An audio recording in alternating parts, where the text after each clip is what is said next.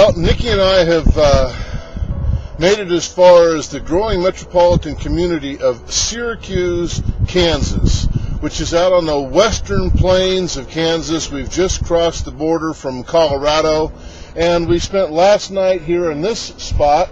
Over here to my right is a pasture where we were greeted by a bunch of cows last evening, and over here on this side is Veterans Cemetery and Memorial Park. Was it spooky? Ooh. At any rate, 2 days ago we came into Steamboat after 3 mornings of waking up with Nikki's water bowl completely frozen, and I had pretty much about enough of that stuff. Even though I had lived up in Lake Tahoe, where it's snow country, I did that for 10 years, and I thought I was pretty accustomed to it. It was the illusion of the adventure was starting to wear off because of the cold. So we took a room in Steamboat Springs, and we went from 2 days ago. We went from Steamboat Springs down through Vail to it's Leadville at 10,000-foot elevation, on down to Buena Vista to a little spot we camped in outside of Kansas City, and then yesterday we came this far.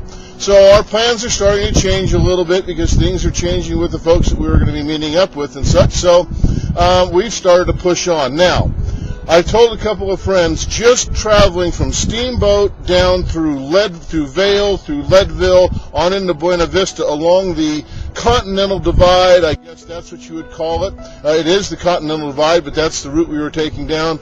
That part alone has satisfied my expectations of this trip. It's what I always believed Colorado would look like in the wintertime. I've driven through Durango in the summertime. I drove across the top from where I came in from the east into Denver, and then across up through Wyoming. So I'd never really seen the heart of Colorado. And that section from Steamboat down to Leadville, wow. If I were ever to move back to the snow again, that's the place that I could do it.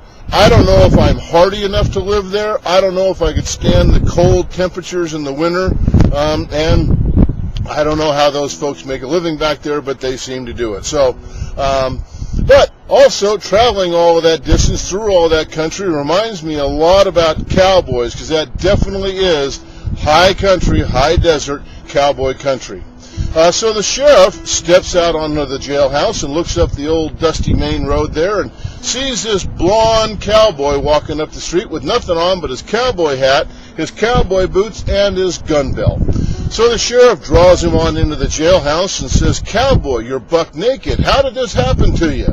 The cowboy looks at the sheriff and says, "Sheriff, I was with this mighty pretty woman, and she took off her blouse, told me to take off my shirt, so I did. And she took off her skirt, told me to take off my blue jeans, so I did. Then she took off her panties, told me to take off my boxer shorts, so I did. Then, Sheriff, she laid down the bed, looked up at me and says, 'Now, cowboy, go to town!' So I did." If you ever have an opportunity to go from Steamboat to Leadville in the wintertime, you'll see those just long, huge meadows full of snow. My God, it was just incredible. I loved it. So we're heading east. We're picking up our pace. We're going to go and meet our friend in South Carolina, and we're on our way. So enjoy. Come on, girl.